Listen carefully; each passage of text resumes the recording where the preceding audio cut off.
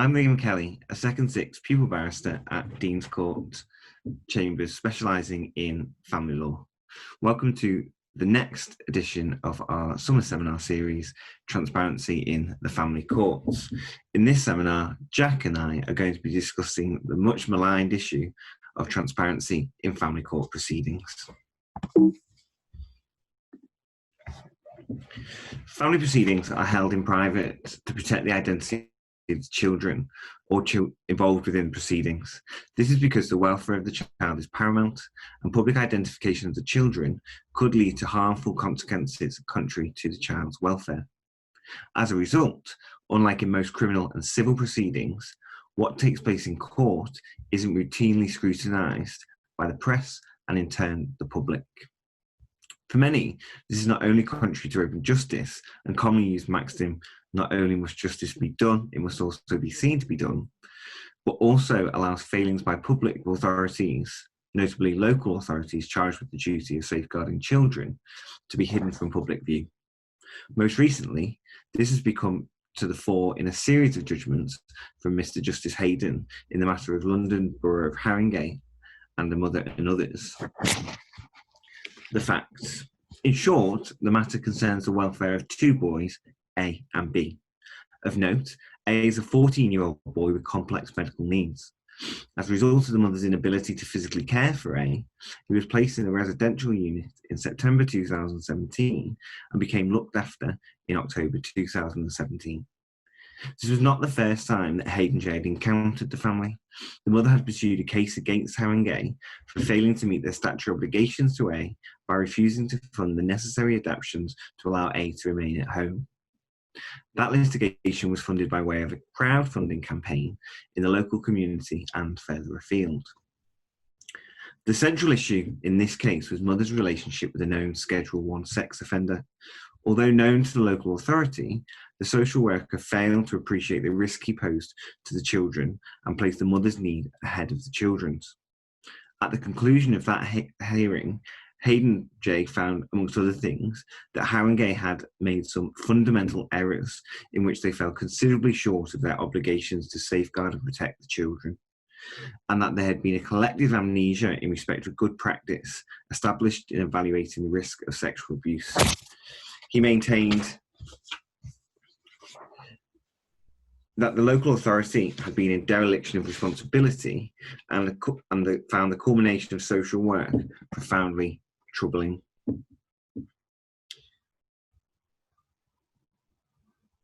When the judgment was circulated amongst the parties, Hayden J named the local authority and the social workers. When considering the publication of the name of a local authority, it is commonplace to invite the press to make representations. However, due to the expediency of the hearing and the fact that hearing was held remotely, the press were not invited on this occasion, which was the second hearing of this matter.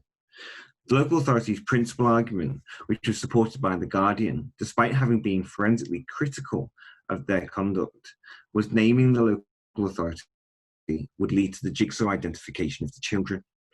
Hayden J reminded himself that there is an understandable concern amongst the public and the press that failings by public bodies, particularly on the scale that he had identified, should not be concealed in any way, before reminding himself that there are two fundamental rights which are engaged: freedom of expression and the right to a private life.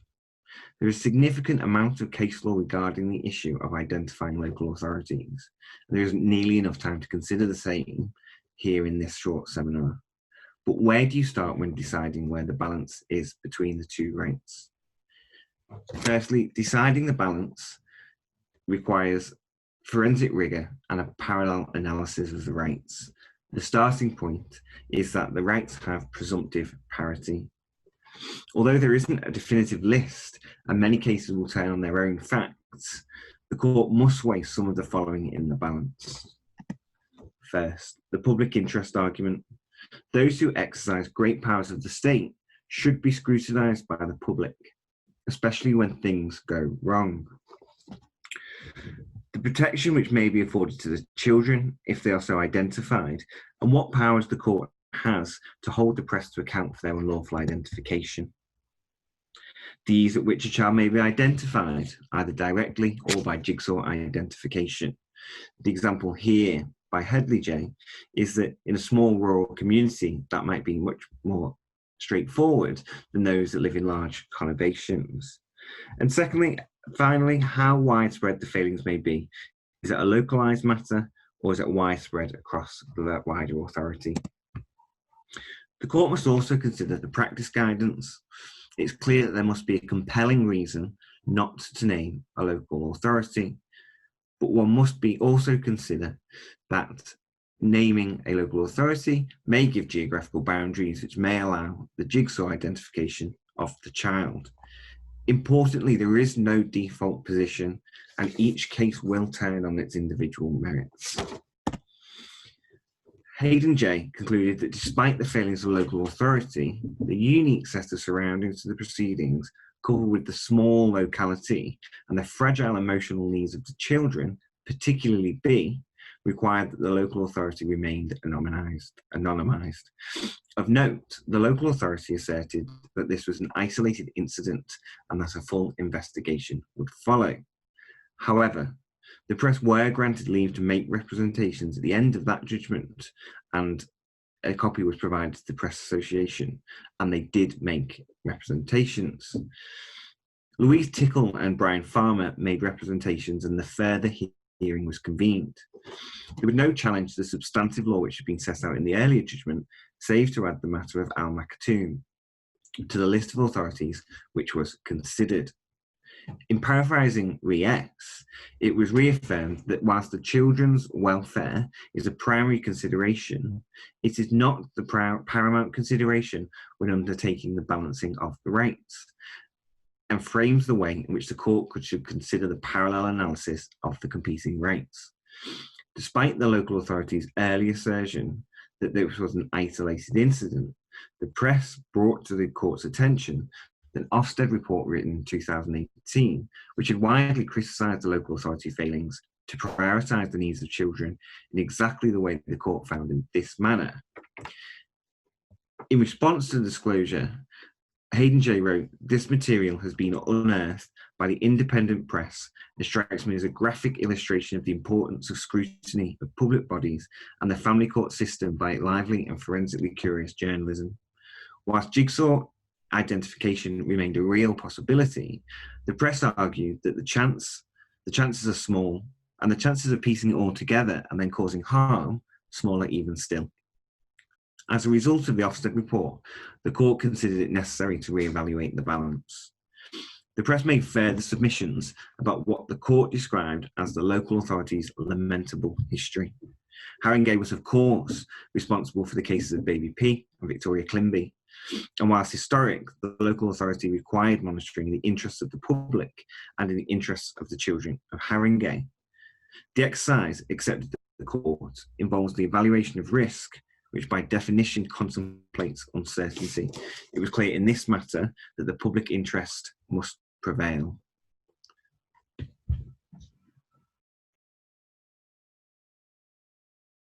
Okay. Jack will now talk more widely about transparency in the family courts. Thanks, Liam.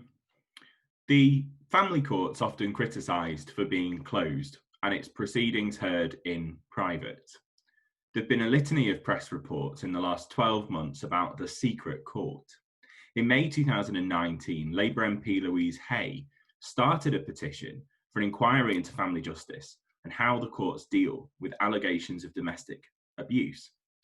In that letter and in that petition, there was a criticism of a lack of transparency in the family courts in the way that these decisions are made.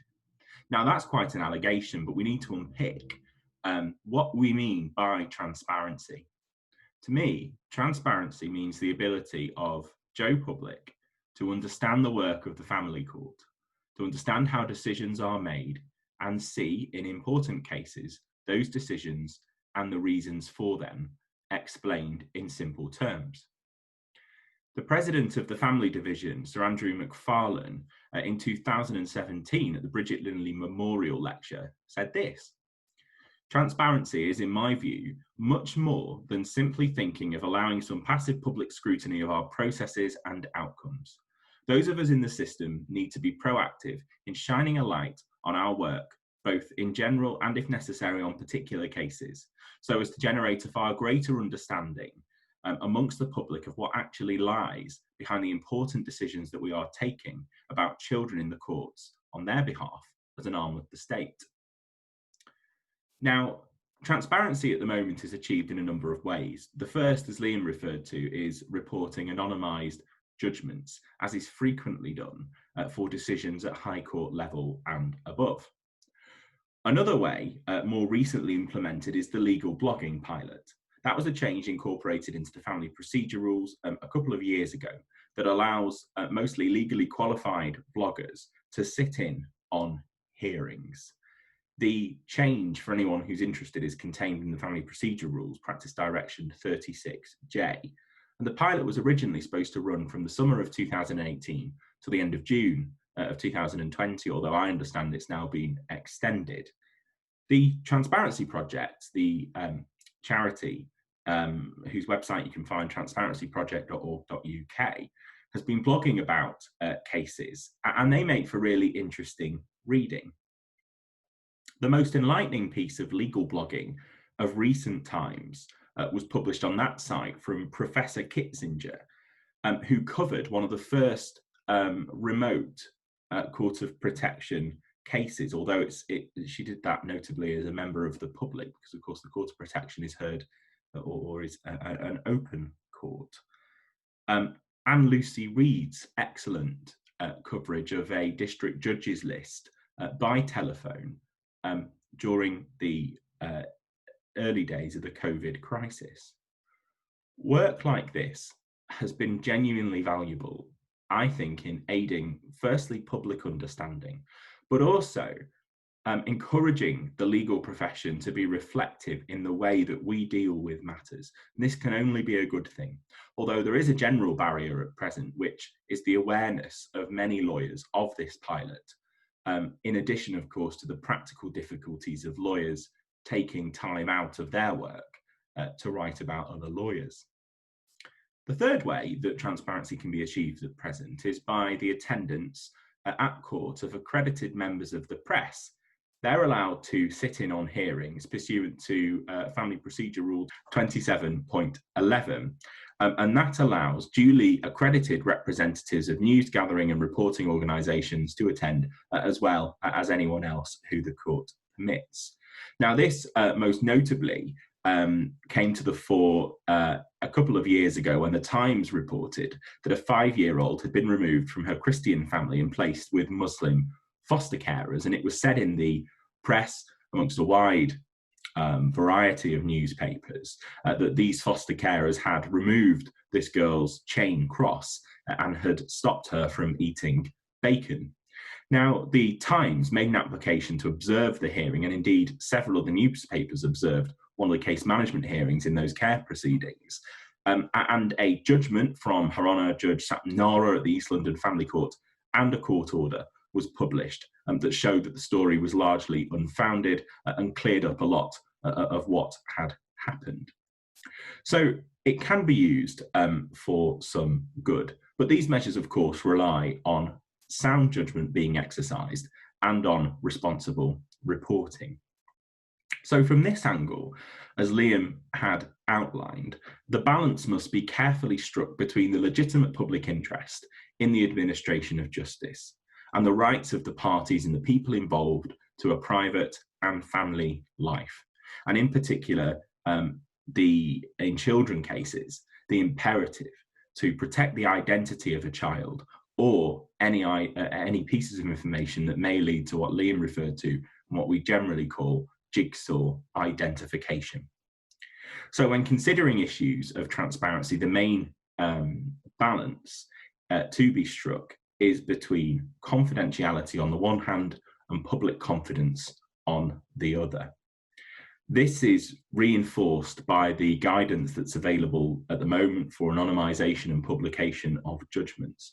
Most judgments go onto an open source and open access site, Bailey, and are available for everyone to read if they wish. The need for confidentiality is what really has prevented the public sitting in on family proceedings for a good number of years.